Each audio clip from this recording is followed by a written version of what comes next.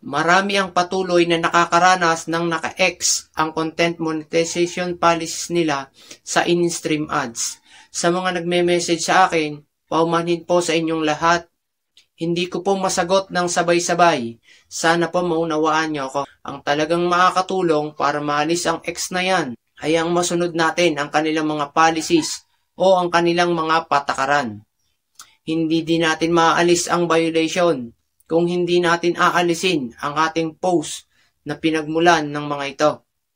Kahit pa kaninong tutorial natin ipagawa ang request, kung talagang may patuloy na violation sa inyong mga post o na-share, ay hindi pa rin mawawala ang violation.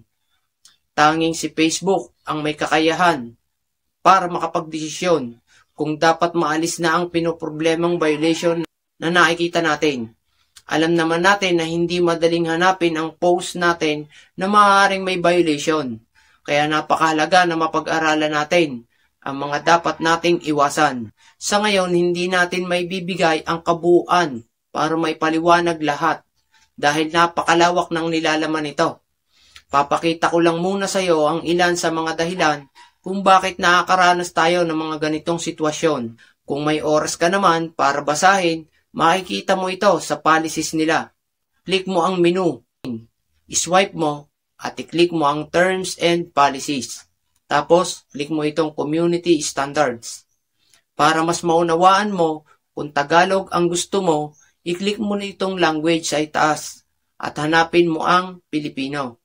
Pagkatapos mong ma-click, iswipe mo at i-click mo itong mga patakaran. Click mo lang yan at hintayin mong mag-refresh.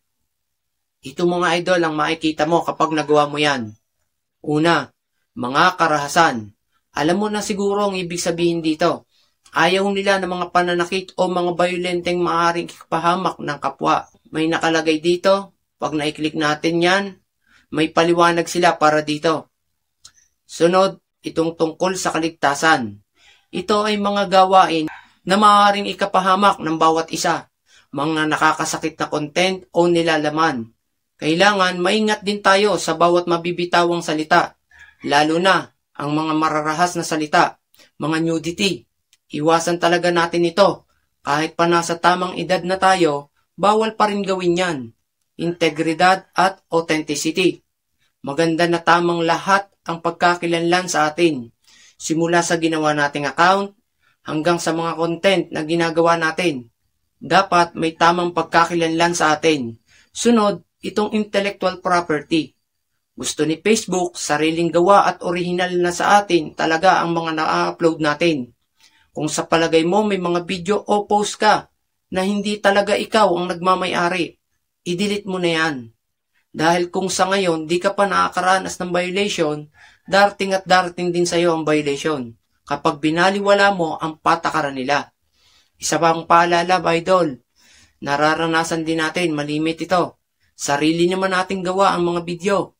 Kaya lang, ang music o audio na nagamit natin, doon naman natin nakukuha ang violation. Nagkakaroon tayo ng tinatawag nating copyright. Bakit yang sa music ang huli kong nasabi sa'yo? Dahil ang music ang isa sa laging ginagamit natin. Kailangan maging maingat din tayo sa mga music na nagagamit natin o audio. Napakalawak na mga dapat natin pag-aralan dito sa content creation. Kahit ang mga gumagawa ng mga tutorial ay patuloy na pag-aaral katulad ko. Dahil kahit kami dumadating yung oras na nakakaranas din ito nang hindi sinasadya. Kaya advice ko sa iyo, idol, kung gusto mo malinis sa violation, alisin mo munang mabuti ang lahat ng mga post mo na maaaring may violation bago ka mag-request ng review. Uulitin ko, idol, kahit ilang ulit ka mag-request ng review, kung hindi mo inalis ang mga post mo na may violation, maaaring hindi agad mawala ang violation mo na nakikita mo sa iyong account. Gawin mo yan kung isa sa goal mo ay kumita sa paggawa ng content.